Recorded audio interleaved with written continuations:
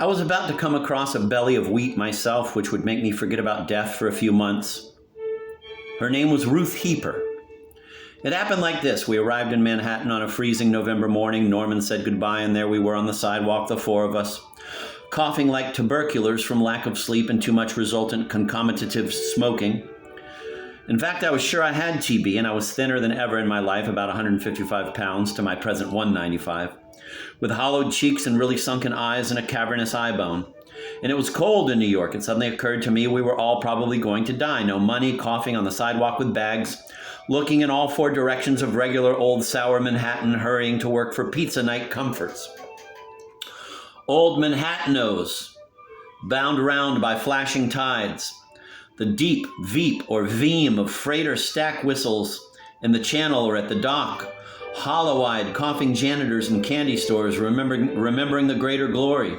Somewhere. Anyway, Irwin, what the hell are we going to do now? Don't worry, we'll ring Philip Vaughn's doorbell just 2 blocks away on 14th. Philip Vaughn ain't in. We could have camped on his wall-to-wall French translation rug till we found rooms. Let's try 2 girls I know down here. That sounds good, but I expect to see a couple of suspicious, sandy, uninterested dykes with sand for us in their hearts. But when we stand there and yell up at cute Chelsea District Dickensian windows, our mouths blowing fog in the icy sun, they stick their 2 pretty brunette heads out and see the 4 bums below surrounded by the havoc of their inescapable sweat-smelling baggage. Who is that? Irwin Garden. Hello, Irwin. We just got back from Mexico where women are serenaded just like this from the street. Well, sing a song, just don't stand there coughing. We'd like to come up and make a few phone calls and rest a minute. Okay. Minute indeed. We puffed up 4 flights and came into the apartment, which had a wooden creaky floor and a fireplace. The first girl, Ruth Erickson, stood greeting us. I suddenly remembered her. Julian's old girlfriend before he got married, the one he said had Missouri River mud running through her hair, meaning he loved her hair and loved Missouri, his home state, and loved brunettes. She had black eyes, white skin, black hair, and big breasts. What a doll. I think she'd grown taller since the night I got drunk with her and Julian and her roommate. But out of the other bedroom steps Ruth Heeper, in her pajamas yet, brown sleek hair, black eyes, little pout and who are you and what for, and built, or as Edgar Casey says, builded. But that's all right. But when she throws herself in a chair in such a way I see her pajama bottom, I go mad. There's also something about her face I never saw before. A strange, boyish, mischievous, or spoiled pucky face, but with rosy woman lips and soft cheek of fairest apparel of morning. Ruth Heeper? I say when introduced. Ruth, who heaped the heap of corn? The same, she says. Or I guess she said, I don't remember. And meanwhile, Erickson has gone downstairs to fetch the Sunday papers, and Irwin is washing in the bathroom. So we all read the paper, but I can't keep my thoughts off the sweet thighs of Heeper in those pajamas right there in front of me.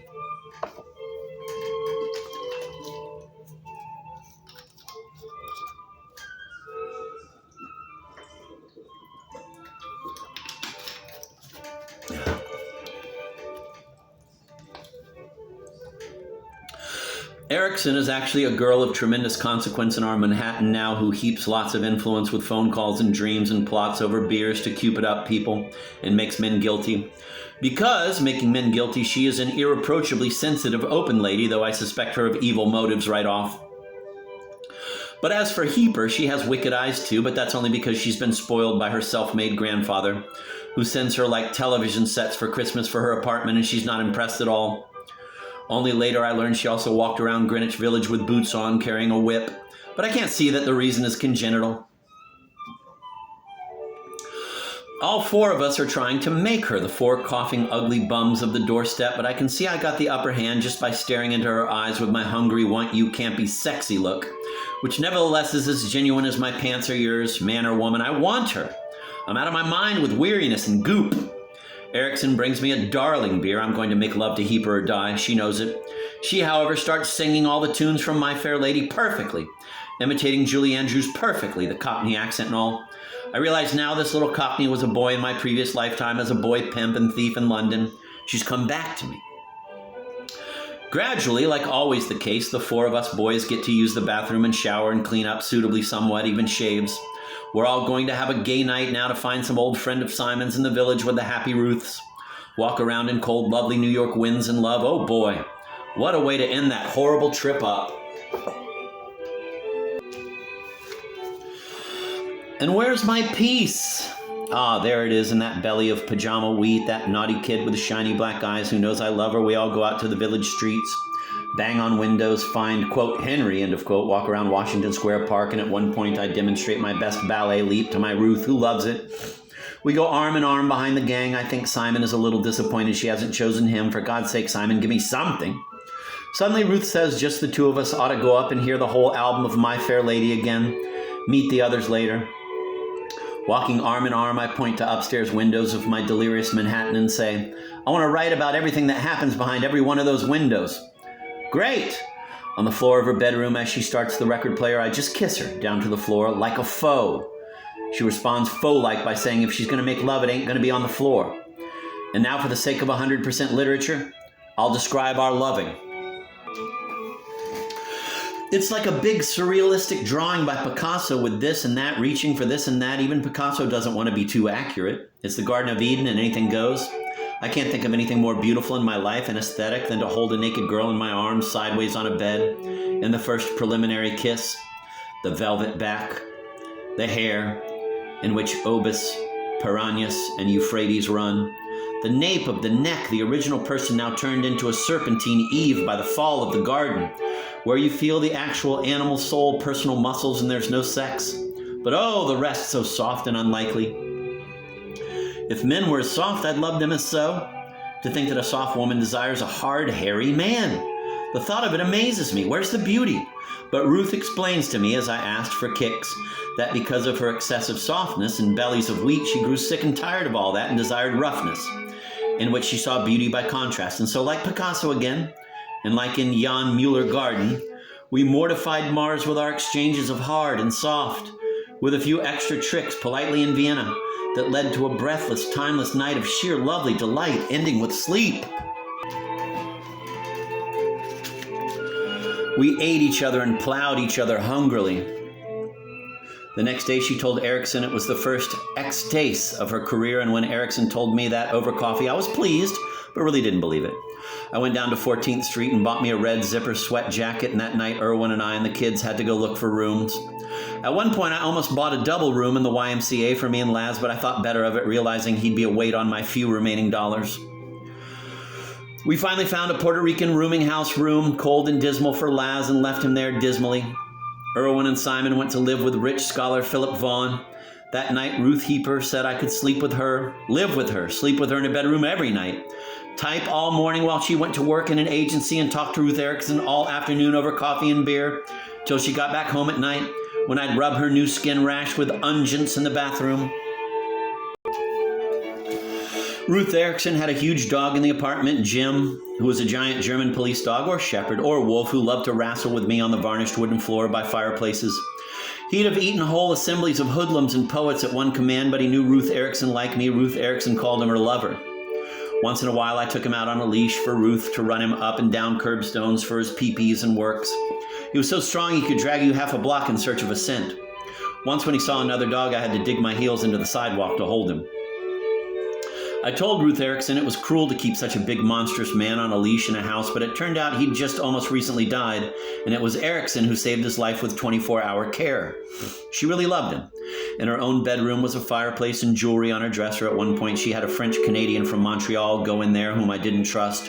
He borrowed $5 from me and never paid it back, and did away with one of her expensive rings. She questioned me about who could have taken it. It wasn't Laz, it wasn't Simon, it wasn't Irwin, it wasn't me for sure. It's that crook from Montreal. She actually wanted me to be her lover in a way, but loved Ruth Heeper, so it was out of the question. We spent long afternoons talking and looking into each other's eyes. When Ruth Heeper came from work, we made spaghetti and had big meals by candlelight.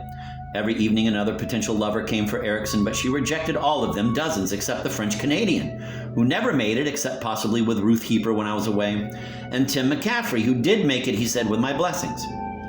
He himself, a young Newsweek staffer with big James Dean hair. came and asked me if it was okay. Apparently Erickson had sent him to pull my leg. Who could think of anything better? Or worse? Why worse?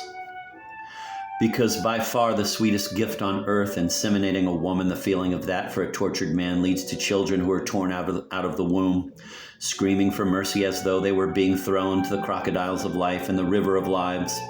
Which is what birth is, oh ladies and gentlemen of gentle Scotland. Babies born screaming in this town are miserable examples of what happens everywhere, I once wrote. Little girls make shadows on the sidewalk shorter than the shadow of death in this town, I also wrote. Both the Ruths had been born screaming girls, but at age 14, they suddenly got the urge sexually and snakily to make others cream and scream. It's awful. The essential teaching of the Lord Buddha was no more rebirth. But this teaching was taken over, hidden, controverted, turned upside down and defamed into Zen, the invention of Mara the tempter, Mara the insane, Mara the devil. Today, whole big intellectual books are being published about Zen, which is nothing but the devil's personal war against the essential teachings of Buddha, who said to his 1,250 boys when the courtesan Amra and her girls were approaching with gifts across the Bengali meadow, quote, "Though she is beautiful and gifted, 'twere better for all of you to fall into a tiger's mouth than to fall into her net of plans." Ois? Meaning by that, for every Clark Gable or Gary Cooper born with all the so-called glory or Hemingway that goes with it, comes disease, decay, sorrow, lamentation, old age, death, decomposition. Meaning, for every little sweet lump of baby born that women croon over, is one vast rotten meat burning slow worms in graves of this earth.